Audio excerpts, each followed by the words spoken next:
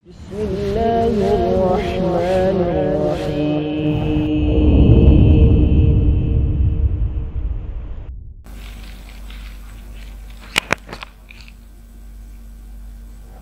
Bismillah, wassalatu wassalamu ala rasulillah Muhammad ibn Abdillah wa ala alihi wa sahbihi wa atba'ihi wa mawalah ma ba'd.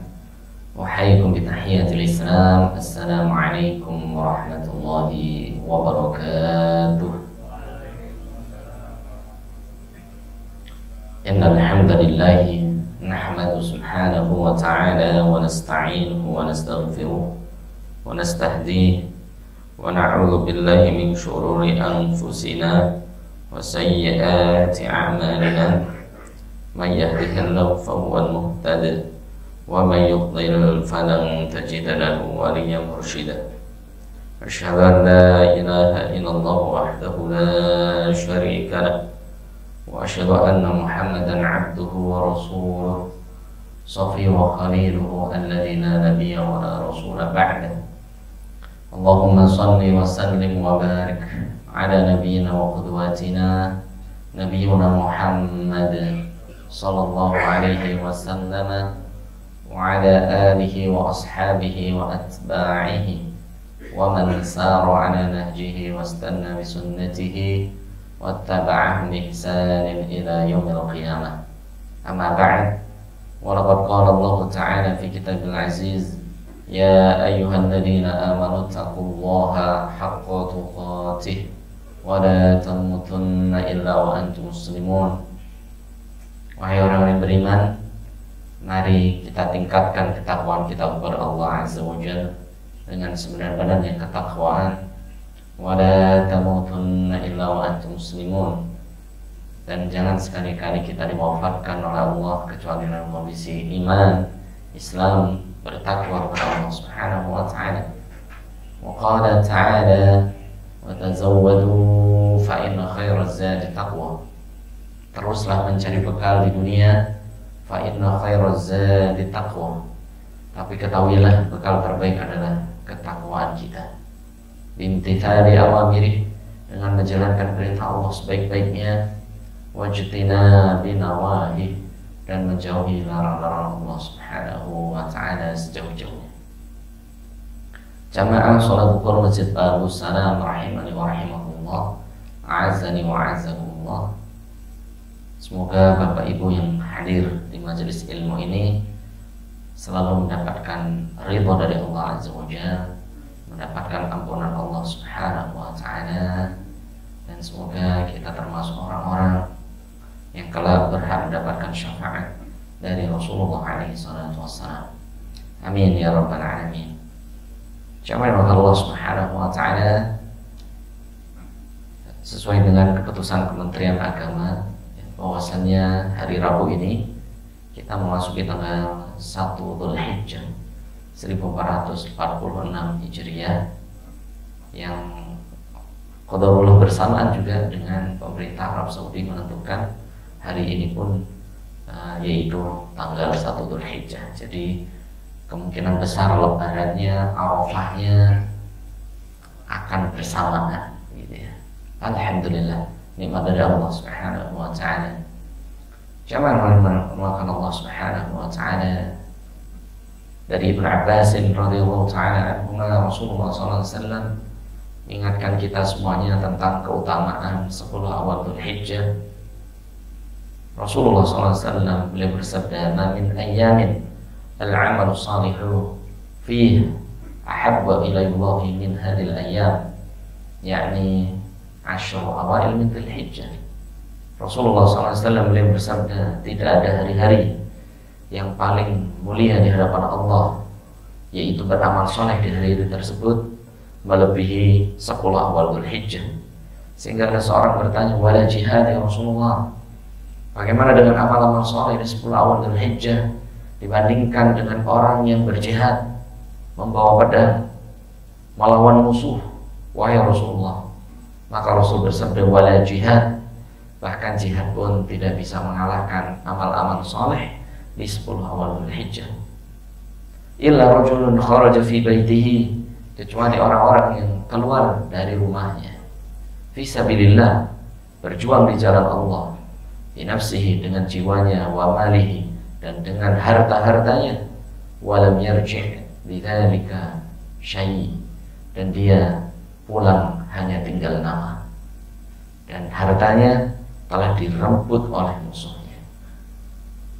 Pahala mati syahid adalah pahala yang bisa mengimbangi amal-amal saleh di 10 awal Dzulhijjah. Sehingga para ulama berselisih pendapat tentang ayat kedua dan ketiga surat Al-Fajr, wal fajr walayalin 'ashr wasyafi' wal watr. Para ulama berselisih pendapat yang dimaksud walayalin 'ashr, keutamaan 10 hari itu, sebagian ulama mengatakan, Ibnu Abbas mengatakan 10 awal Dzulhijjah, 10 awal Dzulhijjah. Sedangkan jumhur ulama, mayoritas ulama mengatakan walayalin 'ashr adalah 10 malam terakhir Ramadan. Kebanyakan kita di 10 terakhir Ramadan i'tikaf di masjid, betul? Semangat baca Quran, pokoknya 10 terakhir Ramadan hatam al-Quran, betul kan? Semangat ya ke masjid, berzikir, membaca Al-Quran di 10 terakhir Ramadan. Padahal 10 awal Dzulhijjah, Ibnu Abbas beliau mengatakan lebih utama 10 awal Dzulhijjah daripada 10 terakhir Ramadan. 10 awal Dzulhijjah disunahkan puasa 9 hari. Yang kedua, ada puasa Arafah tanggal 9 yang pahalanya menghapus dosa setahun yang lalu dan setahun yang akan datang. Di tanggal 10-nya ada Yaumun Nahri, yaitu hari raya berkurban. Maka Ibnu Abbas mengatakan 10 awal Dzulhijjah lebih utama. Ini cuma. Namun ada perkataan Ibnu Qayyim al-Jauzi, beliau ada di tengah-tengah dari dua pendapat besar tadi. Ada yang mengatakan 10 terakhir Ramadan lebih utama karena ada malam Lailatul Qadar. Ibnu Abbas mengatakan 10 awal Dzulhijjah lebih utama karena ada hari Arafah, kemudian hari berkurban yang tidak ada di 10 terakhir Ramadan. Ibnu Qayyim beliau mengatakan yang artinya bahwasannya malam hari Ramadan, malamnya itu adalah afdhalul layali 'alal itlaq, malam-malam yang paling mulia secara mutlak, mengalahkan 360 malam selain 10 terakhir Ramadan. Adapun siang hari 10 awal Dzulhijjah, a'dhamul ayyam, yaitu siang hari yang paling mulia secara mutlak, mengalahkan siang hari di siang hari 360 selain 10 awal Dzulhijjah. Ini jemaah. Jadi Ibnu Qayyim mengambil dua pendapat, diambil semuanya. Adapun malam yang paling mulia 10 terakhir Ramadan, karena Lailatul Qadri, malam Lailatul Qadri itu siang atau malam? Malam. Salamun hiya hatta matla'il fajar. Itu cuma. Adapun Ibnu Qayyim mengatakan lagi, adapun waktu siang yang paling mulia mengalahkan siangnya 10 terakhir Ramadan, yaitu siang hari 10 awal Dzulhijjah. Nah, ini juga. Maka di siang hari, apa saja amalan-amalan utama di siang hari Ramadan? Yang pertama tidak lain adalah puasa. Memperbanyak apa? Puasa di 10 awal Dzulhijjah. Hal ini berdasarkan hadits Nabi alaihi salatu wassalam, bahwasannya dari sahabat Junaidah radhiyallahu ta'ala anhu, bahwasanya Rasulullah SAW yasumu 9 ayamin min Dzulhijjah, Diriwayatkan bahwasanya Nabi SAW itu selalu puasa 9 hari di bulan Dzulhijjah. Ya. Nah, jadi harusnya hari ini kita mulai puasa. Qadarullah saya tidak puasa juga, qadarullah. Ya, qadarullah karena kurang fit ini. Nah, harusnya puasa. Minimal nanti puasa tanggal 9 Arafah. Kalau kita tidak bisa, puasanya tafadhol. Kalau puasa Nabi itu terus menerus dari tanggal 1 sampai 9 ya. Kalau Anda gak kuat, bisa dengan ayam Dawud sehari puasa, sehari tidak, selama 9 hari. Atau minimal puasa Senin Kamisnya gitu ya. Minimal sekali puasa Arafah ya, insya Allah berarti jatuh hari Kamis 5 Juni 2025. Kalau lebarannya hari Jumat ya.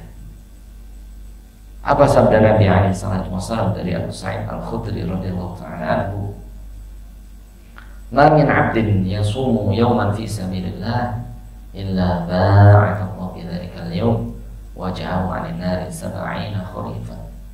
Barang siapa seseorang puasa 1 hari saja karena Allah Azza wa Jalla, kecuali Allah jauhkan orang tersebut dari api neraka sejauh 70 tahun perjalanan. Itu kalau 1 hari. Kalau 2 hari 120. Kalau 3 hari 210. Kalau misal 10 hari tambah ke 10 nggak boleh ya. Itu 700 tahun. Ya, 700 tahun. 700 dikulang 70, 630. Kalau 9 hari 630 tahun dijauhkan dari api nerakanya Allah Subhanahu wa ta'ala. Allahumma inna nas'aluka al-jannah wa na'udzubika minan nar. Semoga Allah memasukkan kita ke dalam surga dan Allah Subhanahu wa ta'ala menjauhkan kita dari api nerakanya Allah Subhanahu wa ta'ala. Jadi dianjurkan apa? Puasa 9 hari bagi yang mau puasa menyeluruh. Bagi yang malas ya bisa ayam Dawud sehari puasa, sehari tidak. Atau Senin Kamis ya. Senin Kamis. Dan minimal puasa Arafah. Dari Abu Qatadah radhiyallahu ta'ala anhu, Rasulullah SAW beliau bersabda, "Siyamu yaumi Arafah ahtasibu 'ala Allah ayyukaffira sanatal madhiyah wal baqiyah." Puasa 1 hari pada hari Arafah menghapus dosa setahun yang lalu 1446 Hijriah dan 1 tahun yang akan datang 1447 Hijriah. Maka Allah menjadikan hari Arafah itu di penghujung tahun Hijriah tanggal 9. Namun ada kisah lucu tahun lalu ya. Ada jamaah itu pingsan, jamaah retali. Rupanya dia di Arafah puasa. Ini enggak boleh malah nih. Jadi siam Arafah liman lihuiri Arafah. Puasa Arafah itu bagi orang yang sedang tidak di Arafah. Jadi kalau yang sedang wukuf ya kasih tahu orang tuanya atau sanak saudaranya, takutnya puasa Arafah sedang di Arafah panas-panasnya ya pingsan Pak. Ini pengen menjalankan sunnah Nabi tapi ilmunya kurang gitu ya. Jadi kalau yang jamaah haji ya dia tidak perlu puasa Arafah gitu ya. Karena sudah di tengah gurun pasir gitu. Jadi tidak disunnahkan. Karena orang yang sudah di Arafah itu sudah diampuni dosanya oleh Allah Subhanahu wa ta'ala. Adapun kita yang ada di selain Arafah dianjurkan apa? Puasa Arafah. Jadi amalan utama yang pertama yang dilakukan adalah puasa.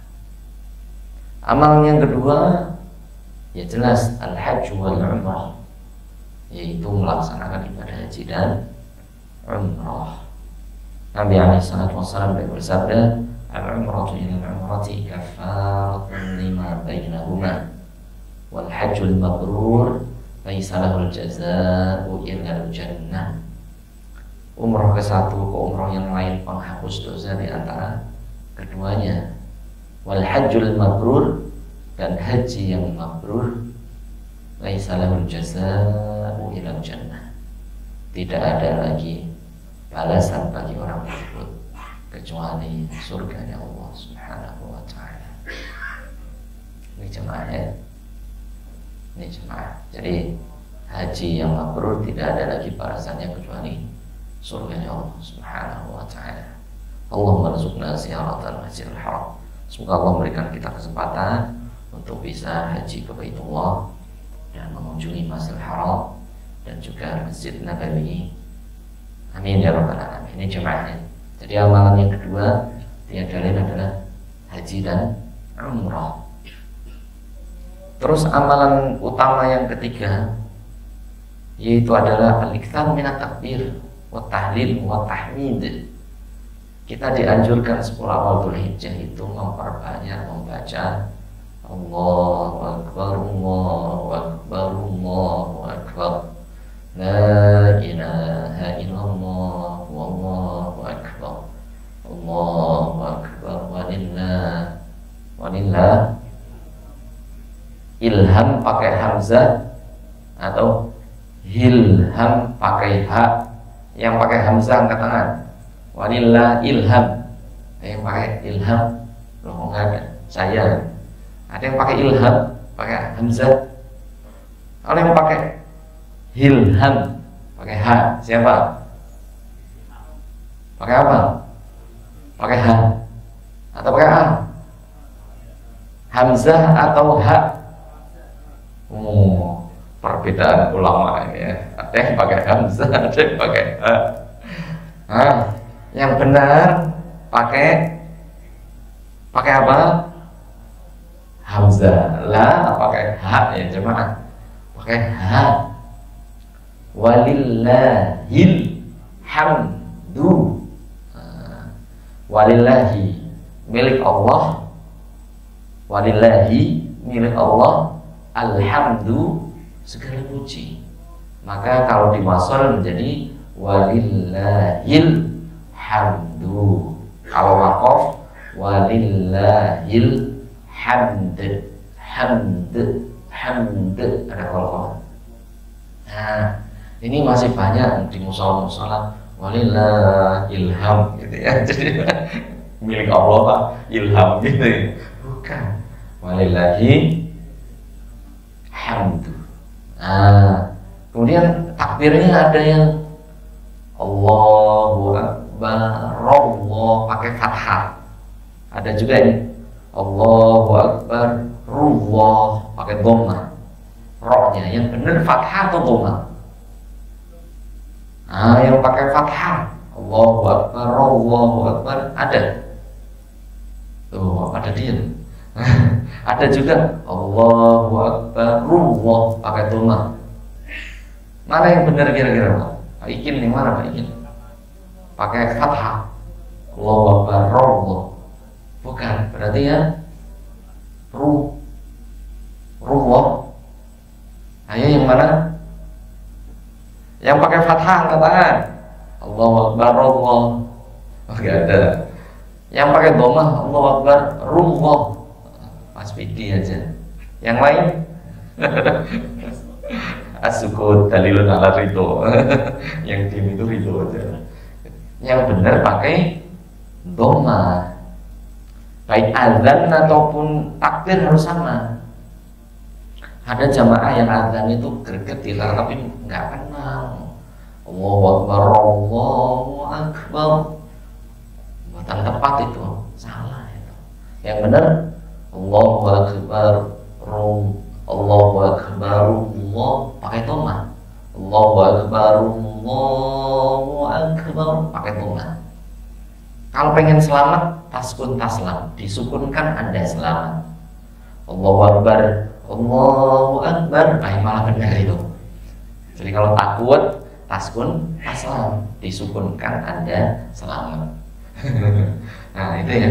Jadi yang benar walillahil hamdu, itu yang pertama gitu. Yang kedua Allahu Akbar, Allah pakai takbirnya Allahu Akbarnya sekali atau dua kali atau tiga kali? Nah, kalau ini tidak masalah, khilafiyah. Jadi sebagian sahabat pun ada yang pakai dua, ada yang pakai tiga kali. Ini tidak masalah. Yang salah tadi, walillah ilham. Nah, ini makanya Pak Ilham ke masjid lah. Ini ya, Cak Rudi Ilham mana nih? Bukan ente. Nah, oh haji ya, betul ya. Jadi yang benar pakai ilham. Yang kedua, Allahu Akbar, ruh. Nah, monggo disampaikan kepada anak istri jenengan atau ke masjid, boleh ya. Faktor karena harus dibenarkan. Karena anak-anak kan dengar, akhirnya ngikutin salah terus. Ilham, mbah itu ilham, kakek itu ilham, bapak ilham, anaknya ilham juga, cucunya ilham sama. Jadi sama turun temurun. Ya betul, harus dibenarkan. Jadi dianjurkan membaca takbir 9 hari berturut-turut, 10 hari, 9 hari berturut-turut membaca takbir yang dikenal takbir mutlak. Allah Ta'ala berfirman, wa yadhkuru ismallahi fi ayyamin ma'lumat, Al-Hajj 28. Dan sebutlah nama Allah fi ayyamin ma'lumat, di hari-hari yang telah diketahui. Yang maksudnya adalah 10 awal Dzulhijjah. Monggo silakan baca takbir ya. Waktunya terserah, mutlak. Artinya apa? Waktunya monggo silakan. Di luar zikir sholat, setelah sholat zikir dulu baru takbir. Habis baca Quran takbir lagi. Habis zikir takbir lagi. Habis apa takbir lagi, apa ya. Hal ini berdasarkan hadis bahwasanya karena Abu Hurairah wa Abdullah bin Umar, adalah Abu Hurairah dan Abdullah bin Umar itu yakhrujan, beliau berdua keluar ke pasar-pasar Madinah bertakbir mengingatkan manusia ini itu masuk tanggal 1 Dzulhijjah. Maka orang-orang di pasar pun ikut bertakbir bersama dua sahabat tercinta Nabi, Abu Hurairah dan juga Abdullah bin Umar. Monggo silakan. Tapi ya jangan dimik nanti di musola. Oh, ini aliran apa ini kan ya. Yang lain lebarannya besok-besoknya udah lebaran. Jangan sendiri-sendiri. Nafsi-nafsi jangan, monggo. Ini yang disebut dengan takbir mutlak.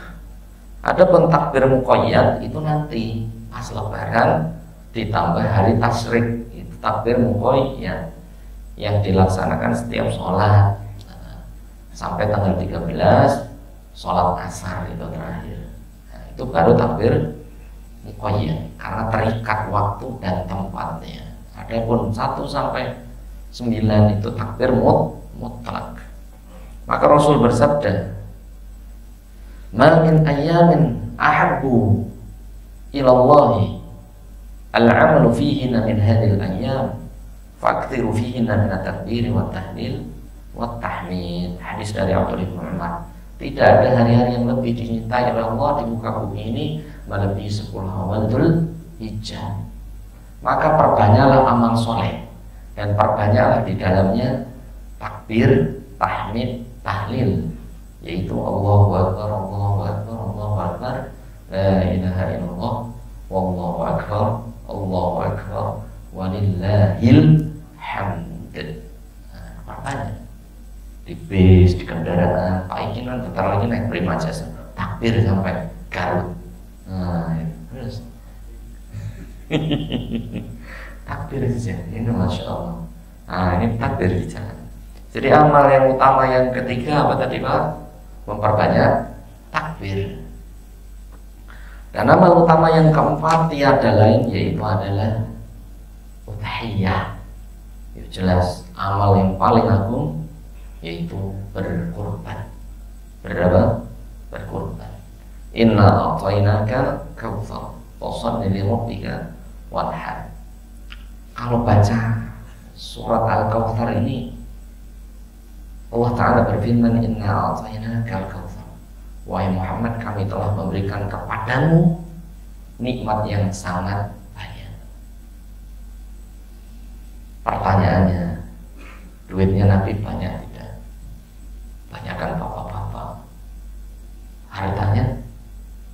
Rasulullah sebelum wafat masih punya gadaian baju perang ditukar dengan sekarung gandum. Ini bahkan Rasulullah itu diriwayatkan oleh istri-istri beliau itu pernah tidak masak 2 bulan berturut-turut. 2 bulan nggak masak. Coba gas melon Anda nggak ada aja sehari. Oh, istri udah ngedumel ya. Ini 2 bulan coba. Ini Rasulullah SAW. Dan Nabi SAW itu di berbagai riwayat lam yashba' min khubzi sya'irin yawmaini mutatabi'in. Rasul itu nggak pernah kenyang dari roti yang terbuat dari gandum itu 2 hari berturut-turut. Sehari beliau kenyang, besoknya lapar. Sehari beliau kenyang, besoknya lapar. Tapi Allah itu memberikan, kalau baca tafsirnya, inna a'tainakal kautsar, kami berikan kepadamu wahai Muhammad nikmat yang sangat banyak. Kalau baca sirah Nabi kan hidupnya serba kekurangan. Rupanya nanti di tafsirnya bahwasanya nikmat terbesar itu iman, Islam gitu. Inna a'tainakal kautsar, Allah memberikan kita nikmat yang sangat banyak. Iman dan Islam. Allah tetap memerintah pada Nabi kita, fasholli li rabbika, sholat. Coba kalau kita kayak Rasul kadang makan kadang enggak, mungkin kita enggak bersyukur kepada Allah, mengingkari nikmat Allah, malas sholat. Aset panjenengan banyak, depositonya ada, kendaraan punya, istri punya, ada yang jomblo? Enggak kan? Alhamdulillah. Inna a'tainakal kautsar, Allah memberikan kepada kita nikmat yang sangat banyak. Pada Muhammad, Nabi Muhammad nikmat yang sangat banyak. Permintaan Allah, fasholli, dirikan sholat, wanhar, dan kurban. Dan Nabi SAW itu selalu berkurban. Kabsya ini, amlah ini, 2 domba yang putih itu dikorbankan oleh Nabi. Bahkan ada hadis, riwayatnya ada yang mengatakan hasan, ada yang mengatakan lemah, bahwasanya Rasulullah itu di hari haji terakhir Nabi, Rasul itu berkorban dengan 40 onta yang beliau sembelih, kemudian dilanjutkan oleh menantu beliau, sahabat Ali bin Abi Thalib. Ini bagaimana Rasul itu kalau umat itu didahulukan. Ini jadi Rasul dari itu ada umatnya yang kelaparan, ada yang miskin, ada yang gak makan, mending Rasul yang gak makan, mending Rasul yang berkorban. Karena Rasul itu sangat mencintai umatnya. Ya, ini jemaah. Jadi inna a'tainakal kautsar, kami memberikan kepadamu wahai Muhammad nikmat yang sangat banyak. Anda baca aja tafsirnya. Fasholli li rabbika, dirikan salat, wanhar, dan berkorbanlah. Ini jemaah Allah Subhanahu wa taala. Kemudian jemaah, bagi jemaah yang hendak berkorban, ada anjuran dari Nabi SAW untuk tidak memotong rambut dan kuku masing-masing, ya, bagi yang niat berkorban. Hadisnya dari Ummu Salamah radhiyallahu taala anha, Rasul bersabda, "Idza ra'aitumul hilala min Dzulhijjah," kalau kalian melihat sudah masuk hilal Dzulhijjah, wa arada ahadukum an yudhi, dan salah satu kalian sudah berniat untuk berkorban, falyumsik min syarrihi wa atharihi. Falyumsik, maka tahan, artinya jangan dicabut, jangan dipotong. Min syarrihi, rambutnya, wa atharihi, dan kuku-kukunya. Jadi kalau yang berniat untuk korban, ya sebelum tadi malam, kemarinnya itu diusahakan sudah motong kumis, motong bulu ketiak, bulu kemaluan, dan kuku, gitu ya, dan kumis. Ini jenggot jangan, jenggotnya jangan, kumisnya saja. Ini dipotong. Tapi qadarul Ustaz baru tahu, ya sudah, Anda nggak perlu motong sampai nanti binatang Anda dikorbankan, disembelih. Namun ulama berbeda pendapat, ini hukumnya apa? Ada 2. Yang pertama karohiyatut tanzih, yang kedua karohiyatut tahrim. Yang pertama karahiyatul tanzih, hukumnya makruh. Artinya kalau motong kuku dan rambut hukumnya dibenci Allah, tapi tidak sampai mendapatkan dosa. Yang kedua karahiyatul tahrim, hukumnya benar-benar haram. Nah, kalau motong rambut dan kuku ya dia mendapatkan apa? Dosa. Kenapa demikian? Qiyasan 'alal muhrimi lil 'umrati wa lil hajj. Karena orang yang berkurban itu dikiaskan sebagaimana orang yang mau ihram untuk haji atau umroh. Bapak ibu yang pernah umroh itu ketika sudah memakai baju ihram itu larangannya banyak. Contoh apa? Tidak boleh potong kuku rambut, nggak boleh pakai minyak wangi bagi laki-laki ya. Dan perempuan juga sama, tidak boleh pakai baju berjahit. Ustaz, baju berjahit, ada jamaah yang pakai cangcut. Wah, ini cangcut juga nggak boleh. Bener-bener ya kayak orang mati, ada mayat yang pakai cangcut. Nggak ada, ya sudah, nggak boleh. Dan tidak boleh hubungan suami istri. Jadi dikiaskan. Adapun ketika mau niat kurban hanya satu larangannya, nggak boleh motong kuku dan rambut. Adapun hubungan suami istri monggo, mau pakai minyak wangi silakan, mau pakai berjahit silakan, mau pakai penutup kepala silakan, boleh semua, kecuali apa? Kecuali motong kuku dan rambut. Para ulama mengatakan bahwasannya innallaha arada ayyu'tiqa 'abdahu hatta sya'rahu wa alfaruhu. Karena Allah ingin memerdekakan hambanya yang mau berkorban itu dari api neraka, bahkan Allah ingin kuku dan rambutnya tidak tersentuh api. Itu hikmahnya. Hikmah Allah atau Rasul melarang kita memotong kuku dan rambut itu agar Allah membebaskan kuku dan rambut kita juga dari api neraka. Bisa dipahami sampai sini? Nah, itulah hikmah dilarangnya kita memotong kuku dan rambut, dan sudah ada video pendeknya sudah saya share di grup ya.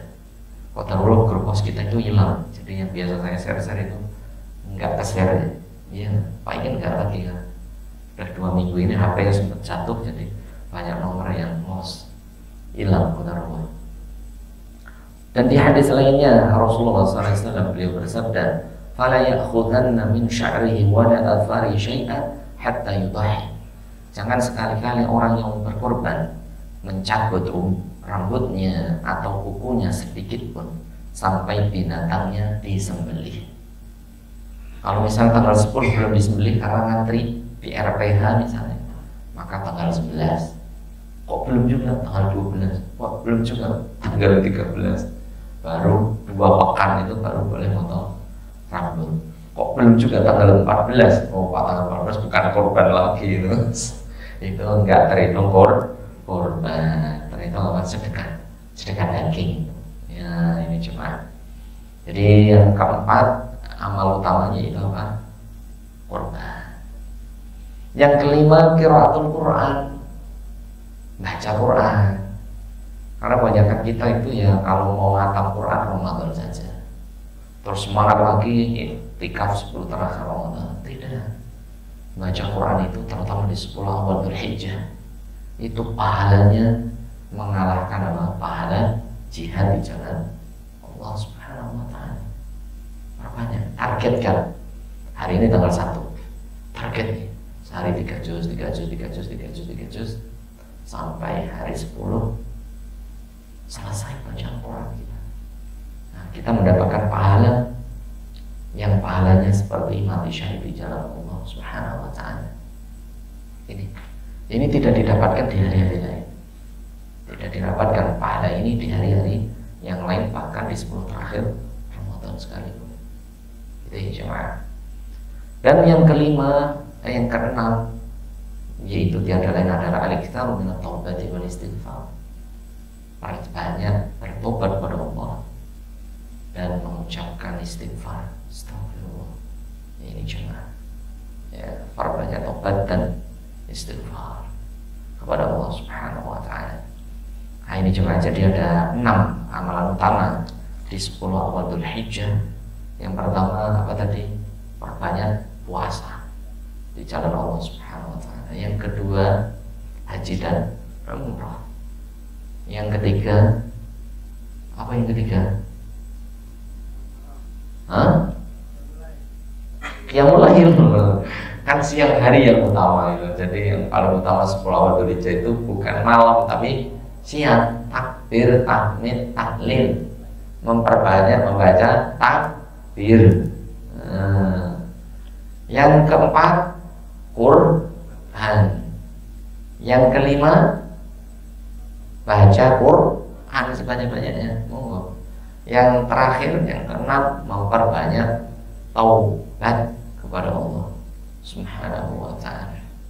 Semoga kita termasuk orang-orang yang mendapatkan ampunan Allah di 10 awal Dzulhijjah ini, dan semoga kita dimudahkan oleh Allah untuk bisa melaksanakan sunnah-sunnah Nabi SAW di 10 awal Dzulhijjah, dan semoga kita diberikan kemampuan oleh Allah untuk bisa berkurban. Amin ya rabbal alamin. Tapi masih ada 10 menit, ada pertanyaan. Mas Renaldi ya, ada kita belum ada pertanyaan dari jamaah? Tidak ada? Alhamdulillahirabbil alamin. Kalau tidak ada pertanyaan, kita tutup bersama-sama dengan membaca hamdalah. Alhamdulillahirabbil alamin. Dan sekali lagi mari kita doakan jamaah Waskita Karya yang sedang berhaji, semoga diberikan kesehatan, keberkahan oleh Allah Subhanahu wa taala. Semoga menjadi haji yang mabrur, dan semoga kita telepon mereka. Semoga bapak-bapak yang sedang haji dan ibu-ibu mendoakan yang terbaik untuk perusahaan Waskita Karya tercinta. Semoga dalam perlindungan Allah Subhanahu wa taala. Juga kita doakan sama RNI yang sedang berhaji juga diberikan kesehatan, keberkahan oleh Allah Subhanahu wa ta'ala. Amin ya rabbal alamin, dan bisa kembali ke tanah air dengan selamat dan tidak kurang suatu apapun. Demikian, amin ya rabbal alamin. Kita akhiri dengan membaca doa kafaratul majelis. Subhanakallahumma wa bihamdika asyhadu an la ilaha illa anta astaghfiruka wa atubu ilaika. Aqulu qouli hadza wa astaghfirullah li wa lakum. Wassalamualaikum warahmatullahi wabarakatuh. Barakallahu fikum jami'an. Terima kasih, hatur nuhun, matur nuhun.